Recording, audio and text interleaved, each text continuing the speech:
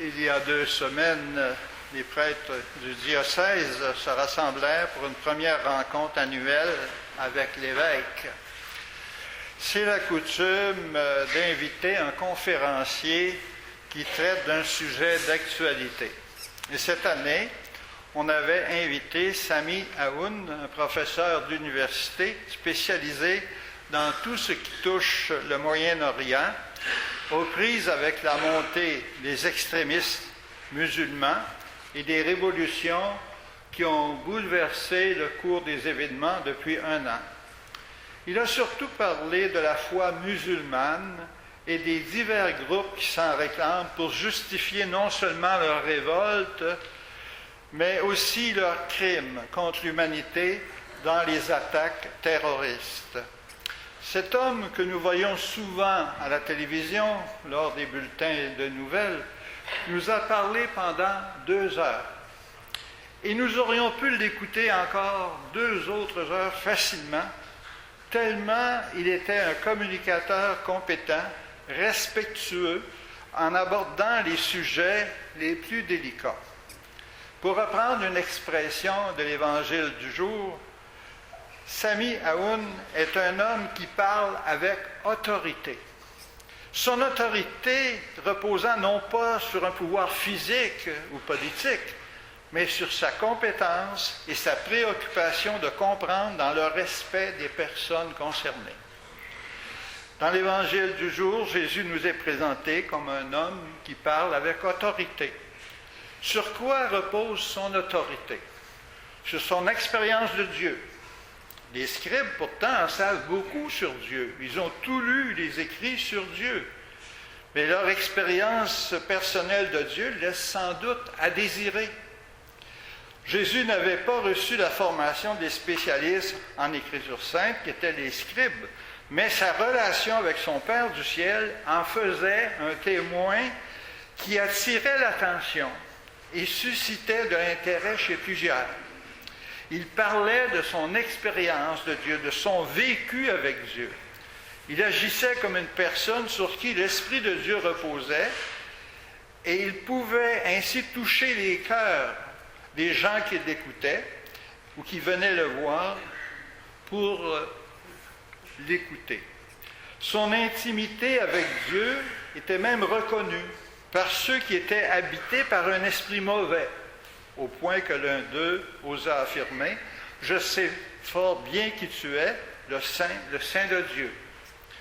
Depuis toujours, on le voit dans la première lecture, au temps de Moïse, alors que le peuple réclame des prophètes, les croyants sont à la recherche de témoins de Dieu, c'est-à-dire de personnes qui sont animées par une grande foi et qui la laissent rayonner dans leurs paroles et leurs comportements.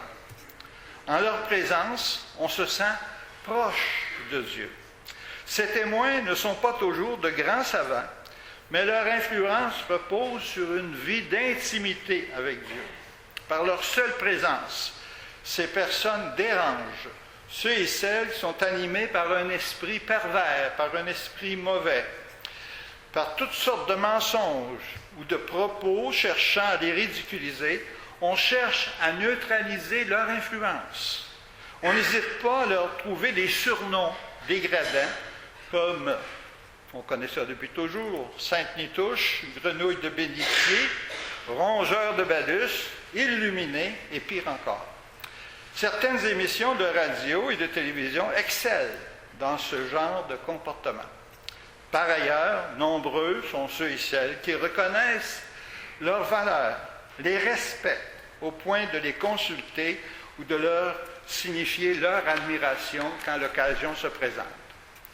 Dans la deuxième lecture, saint Paul tient des propos un peu étonnants pour nous. Il trouve tellement important de s'attacher au Seigneur, de le servir, qu'il souhaite que tous soient libres de toute attache affective et matérielle.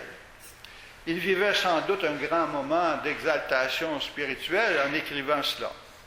J'ose croire qu'à son époque, comme à la nôtre, il y avait des couples qui vivaient une authentique union à Dieu, au point qu'ils pouvaient servir de modèle à bien des célibataires.